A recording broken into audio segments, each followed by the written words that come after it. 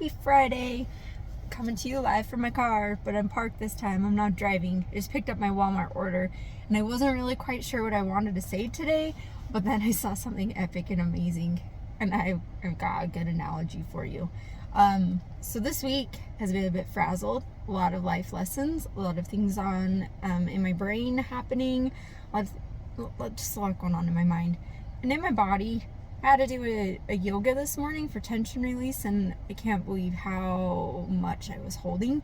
So I'm trying to put into words what I want to say about that. I've had some great insights, some ideas, but I want to do some research on it before I just start blabbing my mouth, being like, hey, listen to me, because I know all, because I don't know all. So I've got to find information from the people that do know all before I open my mouth and speak. Anyway, the one consistent message that I've been getting through my scripture study, conference talk study, through school, like it keeps happening in school too, even through just messages from friends that I've gotten, is the idea that I'm not going to say we're alone, because we're not alone in this life that we have, right? But this idea of how this is an individual matter. Like in the church, we talk a lot about how salvation is an individual matter. I can't make it to heaven riding on someone's coattails of testimony and faith, and no one's going to make it there because of mine. We have to figure it out ourselves, and it's that way I feel like a lot with everything in life, but a lot with anxiety. If I go to the blame game and I'm putting it on someone else, I'm not taking care of my crap. I'm just shoving it under the rug and trying to hide it.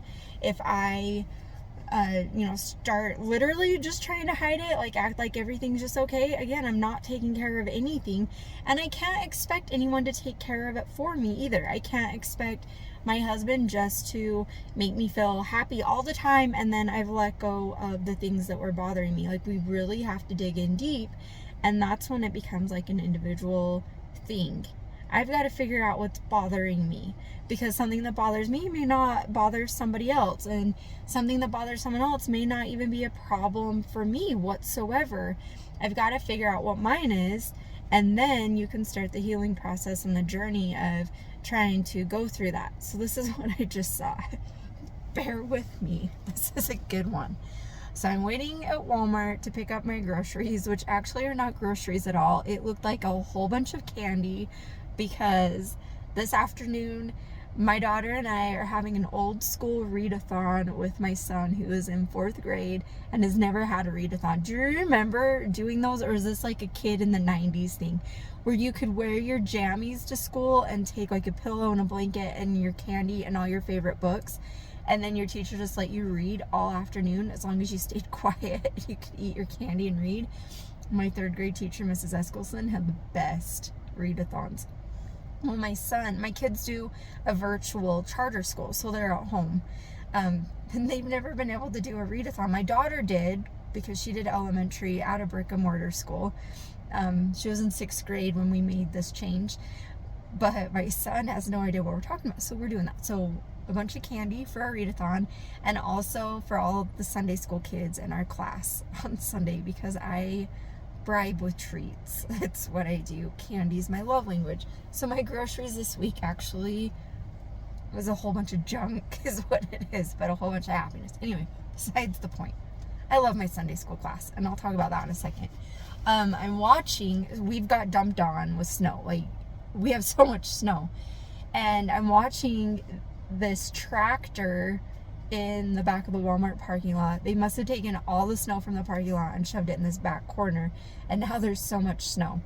So he has like the snow blower attachment on the back, right? And he's in reverse. I wish you could see my hand. I talk with my hands and I'm over here. Anyway, I gotta stop doing that. My communications instructor told me to stop doing that. Anyway, this tractor, so he's in reverse, and he's backing into the snow, and the snow's going into this giant snow blower, and it's just shooting it out of the top, just like a snow blower does. If I'm sure everyone has seen a snow blower work. Shooting it just way across the field. And at first I was like, oh my gosh, that's so cool. Why is he doing that? And then I'm like, oh my gosh, that snow is like brown. It's so dirty. Well, yeah, because it's come off the parking lots. It's filthy. It's not fluffy white. And then I'm like, oh my gosh, this is such a good analogy. This is what my yoga was this morning when I was trying to do tension relief. I'm taking all of that crud, all of that dirty nastiness I'm holding inside, trying to get to the bottom of, and I'm shooting it out the rear, and I'm done. It's gone. It's flying. I'm done with it.